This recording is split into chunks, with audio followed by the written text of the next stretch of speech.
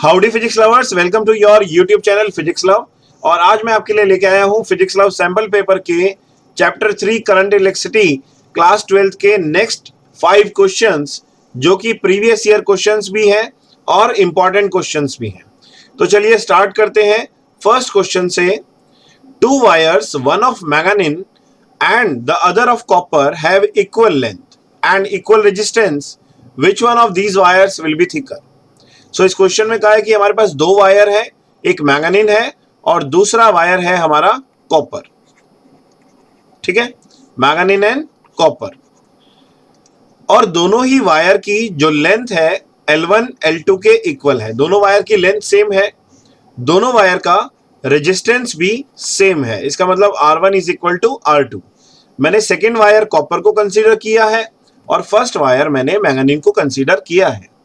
अब हमें इस क्वेश्चन में यह पता लगाना है कि इन दोनों वायर में से किस वायर का एरिया, रेडियस या थिकनेस ज्यादा होगी। जिस वायर का रेडियस ज्यादा होगा उसी वायर का एरिया ऑफ क्रॉस सेक्शन भी ज्यादा होगा और वही वायर थिक होगा। सो इसके लिए हम क्या करेंगे, हम यूज करेंगे रेजिस्टेंस का फॉर्मूला। नाउ रेजिस्टेंस का फॉर्मूला हम जानते हैं, R is equal to rho L by A. जैसा कि दोनों वायर्स का रेजिस्टेंस इक्वल है तो हम दोनों रेजिस्टेंस को कंपेयर करेंगे। तो रो L बाय ए, rho 1 L1 and A1 equal to rho 2 L2 by A2। Okay, now L दोनों का सेम है तो हम L से L को कैंसिल कर देंगे। इसका मतलब यह हुआ कि जो हमारा रेशियो है resistivity of wire 1 divided by resistivity of wire 2 is equal to area of wire 1 divided by area of wire 2। Rho 1 by rho 2 is equal to A1 by A2। अब हम जानते हैं रेजिस्टिविटी ऑफ मैंगानीन कॉपर से ज्यादा होती है। इसका मतलब रो 1 रो 2 से ग्रेटर है, न्यूमरेटर डिनोमिनेटर से लार्जर है। इसका मतलब यह हुआ कि जो राइट हैंड साइड है उसका न्यूमरेटर भी डिनोमिनेटर से लार्जर होगा। Therefore it implies that A1 is greater than A2। Hence wire, और हम ये बोल सकते हैं कि manganin wire is more thick as compare to copper. कि कॉपर के कंपैरेटिवली हमारा जो मैंगानीन वायर है, वायर नंबर 1, वो ज्यादा थिक है। सो ये सॉल्यूशन हुआ हमारे क्वेश्चन नंबर 6 का। सो आई होप ये क्वेश्चन आपको समझ में आया होगा। अब हम नेक्स्ट क्वेश्चन सॉल्व करते हैं और नेक्स्ट क्वेश्चन देखिए क्या है। इस क्वेश्चन में दो मटेरियल आपको गिवन है, एक है नाइक्रोम और दूसरा है कॉपर। नाइक्रोम जो कि एक एलॉय है और कॉपर आपका एक कंडक्टर है। सो यहां पर हमारे दो मटेरियल्स हैं, नाइक्रोम एंड कॉपर। नाइक्रोम को मैंने मटेरियल 1 कंसीडर किया और कॉपर को मैंने मटेरियल 2 कंसीडर किया। अब नाइक्रोम और कॉपर दोनों ही वायर की लेंथ सेम है। इट मींस मैं लिख सकता हूं L1 is equal to L2 और दोनों का रेडियस भी सेम है, R1 is equal to R2। Now what is the question? Nichrome and copper wires of same length and same radius are connected in series. हमने nichrome को और copper को, दोनों ही वायर को सीरीज में कनेक्ट किया। ये नाइक्रोम है और ये आपका कॉपर है। दोनों ही वायर की लेंथ भी सेम है, और आपका रेडियस भी सेम है और सीरीज में कनेक्ट किया। इसका मतलब जो करंट नाइक्रोम में से पास होगा वही करंट कॉपर में से पास होगा, क्योंकि दोनों वायर सीरीज में कनेक्टेड है और सीरीज में करंट की वैल्यू हमेशा सेम रहती है। Now which wire gets heated up more, justify your answer. अब हमें यह बताना है कि अगर एक गिवन इंटरवल ऑफ टाइम के लिए हम दोनों वायर्स में से करंट सेम अमाउंट पास करें तो कौन से वायर में ज्यादा हीट प्रोड्यूस होगी। Which wire get heated up more. तो आप जानते हैं हीट का फॉर्मूला क्या है, H is equal to I square RT, Joule's law of heating effect. Now आप देखिए कंपेयर कैसे करेंगे। तो यहां पर हम देखते हैं H equal to I square RT और रेजिस्टेंस का फॉर्मूला हमें पता है rho L by A into T। अब दोनों वायर की लेंथ सेम है, टाइम इंटरवल हम सेम ले रहे हैं, करंट भी सेम है। अब आपका आई, एल, टी और एरिया ये सब क्या है, कांस्टेंट है, सेम है, क्योंकि दोनों वायर का रेडियस सेम है। अगर दोनों वायर का रेडियस सेम है तो एरिया भी सेम होगा, सीरीज में है इसलिए करंट सेम होगा, लेंथ सेम दी हुई है और हीट हम इक्वल इंटरवल ऑफ टाइम के लिए पास कर रहे हैं। सो इसका मतलब ये हम ये लिख सकते हैं H is directly proportional to resistivity, कि जो आपका हीट है, हीट प्रोड्यूस्ड, वो रेजिस्टिविटी के डायरेक्टली प्रोपोर्शनल है। और अगर हम इन दोनों वायर के रेजिस्टिविटी को कंपेयर करें तो ये हमें पता है resistivity of nichrome is more than the resistivity of copper, कि नाइक्रोम की रेजिस्टिविटी कॉपर से ज्यादा होती है। इसका मतलब जो हीट प्रोड्यूस होगी नाइक्रोम वायर में वो ज्यादा प्रोड्यूस होगी। It means heat produced in nichrome wire will be more as compare to heat produced in copper wire, कि कॉपर वायर के कंपैरेटिवली नाइक्रोम वायर में हीट ज्यादा प्रोड्यूस होगी for given interval of time. Okay, so this is the solution of this question. Now we move for the next question, and next question is on the screen. IV, current, voltage, potential difference graph for two identical conductors of different materials A and B is shown in the figure. Which one of the two has higher resistivity? तो question में हमें बताया गया है कि एक graph हमें दिया गया है जिसके अंदर हमने current versus potential difference draw किया है। किसके लिए? टू आइडेंटिकल कंडक्टर्स के लिए। तो यहां पर ए और बी हमारे दो आइडेंटिकल कंडक्टर हैं।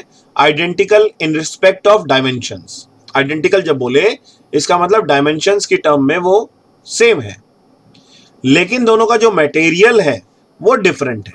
दोनों का मटेरियल डिफरेंट है। Which one of the two has higher resistivity? इन दोनों में से किसकी रेजिस्टिविटी ज्यादा होगी, ये हमें पता लगाना है। ठीक है, तो हम क्या करते हैं, वी आई का ग्राफ है, हम जानते हैं V is equal to I R. So मैं ऐसा लिख सकता हूं कि resistance is equal to potential difference divided by current, R equal to V upon I. अब देखिए, अगर हम सेम वैल्यू ऑफ करंट के लिए V फाइंड करें, मैंने आपसे दोबारा बोल रहा हूं कि सेम वैल्यू ऑफ करंट, इसका मतलब मैं करंट को सेम ले रहा हूं। आई की वैल्यू मैंने क्या ली, सेम फाइंड की। और अगर मैं आई की वैल्यू सेम फाइंड करता हूं, इसका मतलब यह हुआ कि रेजिस्टेंस जो है वो पोटेंशियल डिफरेंस के डायरेक्टली प्रोपोर्शनल हो जाएगा।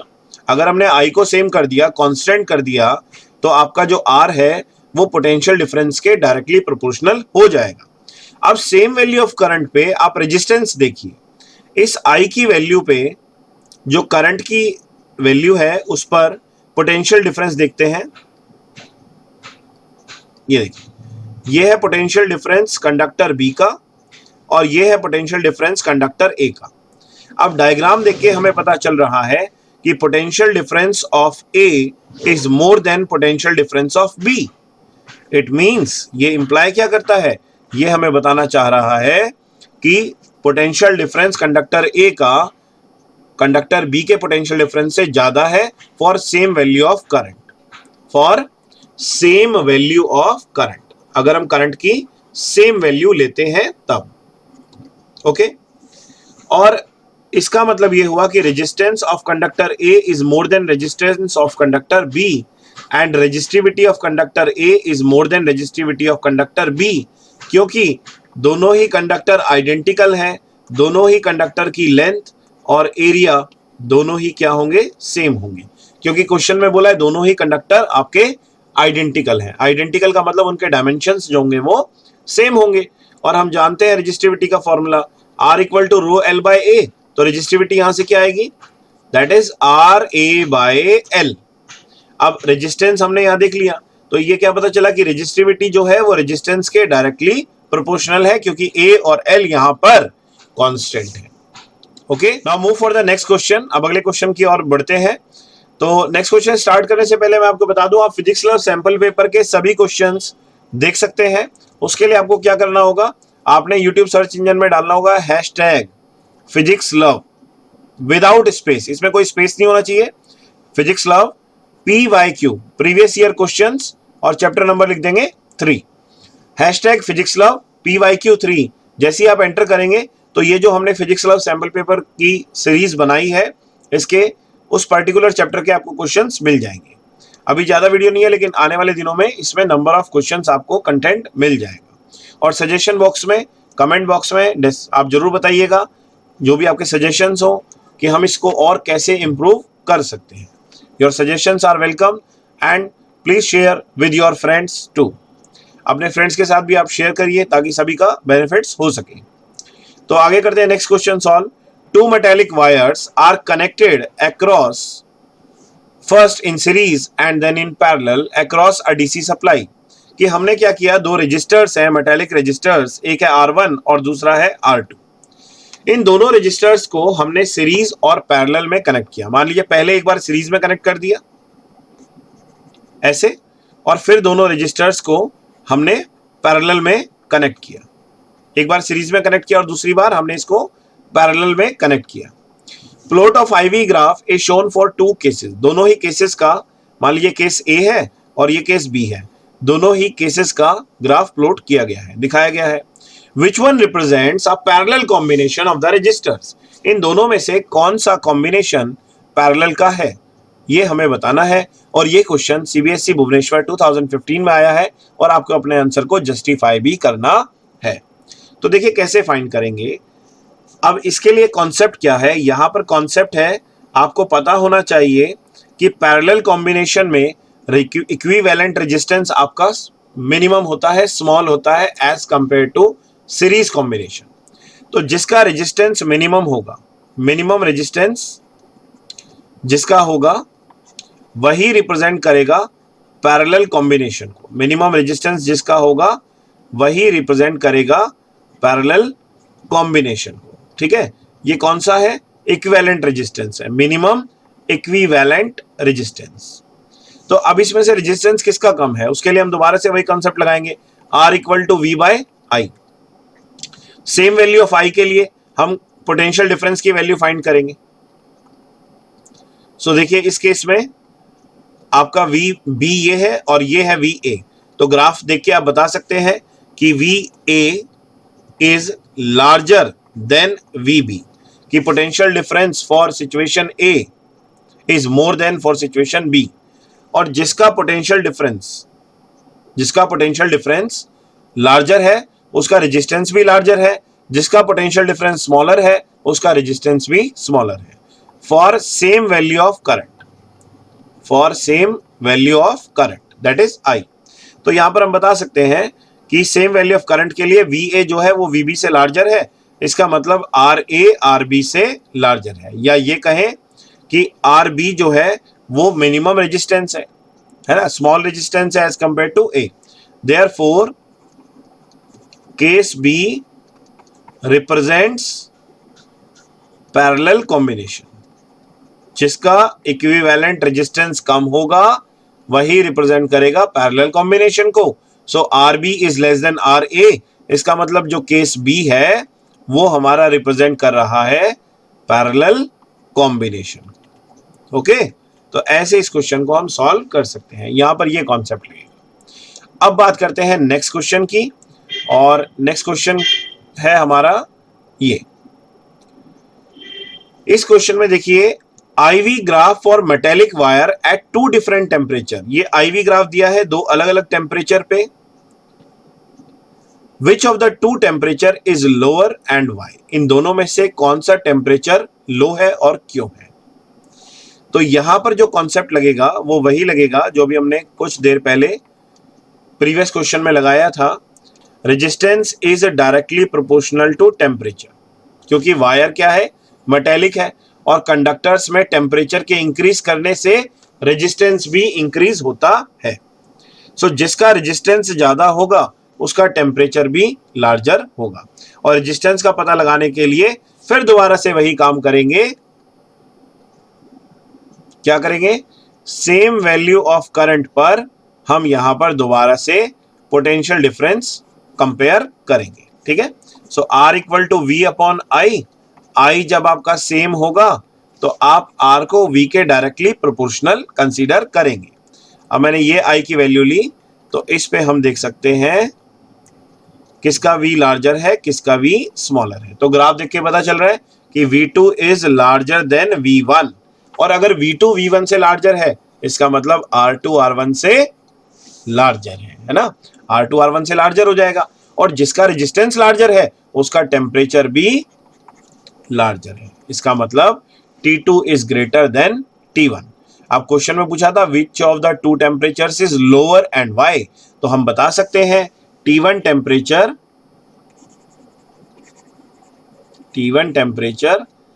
Is lower than T2। T1 temperature जो है वो T2 से लोअर है, और उसका रीजन हमने यहां पर बयां कर दिया है। ठीक है, अब आ जाइए नेक्स्ट क्वेश्चन पे, और आज का ये लास्ट क्वेश्चन है। इस क्वेश्चन में क्या बताया, देखिए, variation of potential difference V with length L। Potential difference की वेरिएशन लेंथ के साथ दी हुई है in the case of two potentiometer P and Q। तो यहां पर दो पोटेंशियोमीटर है, एक है P और दूसरा है Q, और यहां पर V वर्सेस L का ग्राफ दिया हुआ है, potential difference with respect to length. Which of these two will you prefer for comparing the EMF of two primary cells and why? इन दोनों में से आप कौन से सेल को EMF मेजर करने के लिए, कंपेयर करने के लिए प्रेफर करेंगे? तो भाई मैं तो वो प्रेफर करूंगा जिसका पोटेंशियल डिफरेंस, पोटेंशियल ग्रेडियंट या potential difference per unit length small होगा, क्योंकि जिसका पोटेंशियल ग्रेडियंट स्मॉल होता है उसका सेंसिटिविटी ज्यादा होता है, वो पोटेंशियोमीटर ज्यादा सेंसिटिव होता है। तो यहां पर मैं ये लिखूंगा, I prefer that potentiometer which have small potential gradient. So we prefer that potentiometer which have small potential gradient, इसका मतलब जिसके K की वैल्यू V अपॉन L की वैल्यू स्मॉल होगी, और V अपॉन की वैल्यू, L की वैल्यू, V बाय L की वैल्यू क्या है, स्लोप है। अगर मैं यहां पर ये ड्रॉ कर दूं थीटा, तो टेन थीटा क्या आएगा, V अपॉन L ही तो आएगा। दिस इज थीटा 1 और ये ले लेते हैं थीटा 2। तो अब डायग्राम से हमें क्लियर है कि tan theta 2 is larger than tan theta 1। इसका मतलब ये हुआ potential gradient for P is more than the potential gradient of Q। तो यहां से हमें पता चल गया कि पोटेंशियल ग्रेडियंट जो Q का है वो स्मॉलर है as compare to P। Therefore we prefer potentiometer Q। तो इसका मतलब हम कौन सा पोटेंशियोमीटर प्रेफर करेंगे, पोटेंशियोमीटर Q, क्योंकि इसका पोटेंशियल ग्रेडियंट स्मॉल है और ये ज्यादा सेंसिटिव है। या फिर आप लेंथ से भी सॉल्व कर सकते हो। आप एक पर्टिकुलर लेंथ के लिए आप देख सकते हो पोटेंशियल की वैल्यू, जैसे VQ और ये आ गया VP। ये दूसरा मेथड बता रहा हूं। तो इस पर्टिकुलर L के लिए आप देख सकते हैं Q का पोटेंशियल डिफरेंस है VQ और P का पोटेंशियल डिफरेंस है VP। तो यहां पर आप देख सकते हैं, अगर मैं ऐसा करूं, ये सेकंड मेथड है, तो यहां पर हम जानते हैं पोटेंशियल ग्रेडियंट जो है V अपॉन L के इक्वल है फॉर सेम L के लिए K जो है वो डायरेक्टली प्रोपोर्शनल होगा V के। तो किसका V स्मॉलर है, Q का V स्मॉलर है, सो VQ is less then VP। तो इसका मतलब वी प्रेफर Q। तो हम Q पोटेंशियोमीटर को प्रेफर करेंगे। दोनों में से जो मेथड आपको समझ में आ जाए आप वो मेथड कर सकते हो। इसी तरह के और भी previous year questions, important questions देखने के लिए आप फिजिक्स लव चैनल को सब्सक्राइब करिए, लाइक बटन को हिट करिए और अपने दोस्तों के साथ शेयर करिए। जय हिंद, जय भारत, #फिजिक्स लव।